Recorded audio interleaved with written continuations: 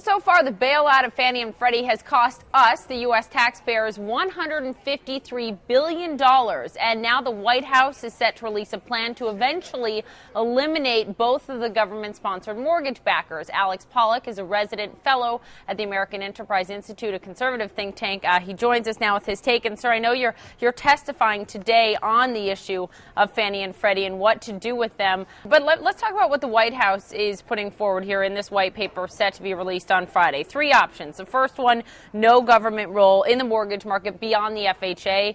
The second option, the government would sort of backstop mortgages when there is market stress, say in the period we had over the last 3 years.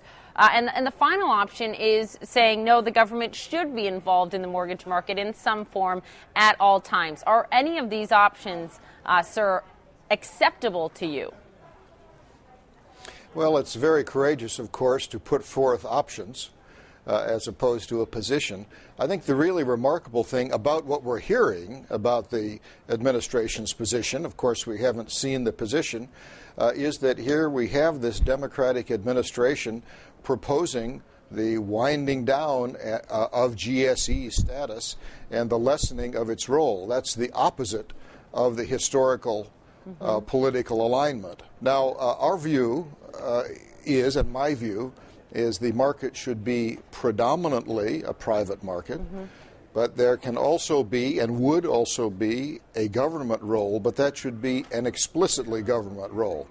So you are either a private company or you're a true government agency, but you can't be both. And Fannie and Freddie were both at the same time, and that allowed them to escape both market discipline, but also to escape the discipline that you get as part of the government, and with the result, of course, of a massive collapse. So Fannie and Freddie were, although they're reviled now, right? They were created to help Americans buy homes that could not afford to do so through private backing.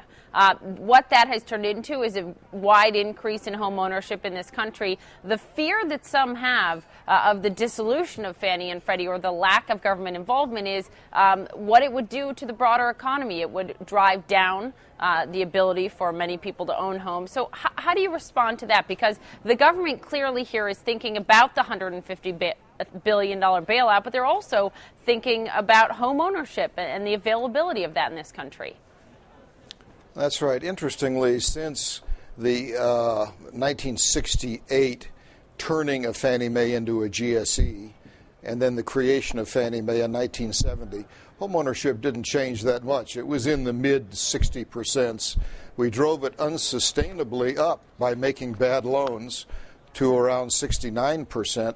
You know, you do not do anybody a favor by making them a loan they can't afford.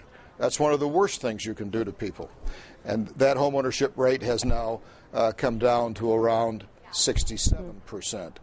That's someplace in the middle of the pack if you look around the world of industrialized countries of where home ownership is. There is a huge secondary market for mortgages, and that is facilitated at this point by Fannie and by Freddie. It seems like there's either an unwillingness or an inability to have that market exist without the government guarantee right now. What happens to that secondary market without Fannie and Freddie?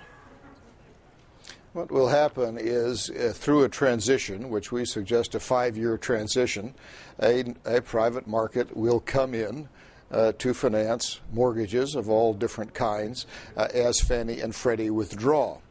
You have to ask yourself why there wasn't a private secondary market, because Fannie and Freddie were taxpayer subsidized organizations, and true private actors can't compete with the GSE advantages. As we now adjust out of the crisis back into more normal times, and we'll slowly take down the role of Fannie and Freddie in the market to be replaced by private mortgage markets. Interestingly, that's something that the fellows at AEI and apparently the current administration agree should happen.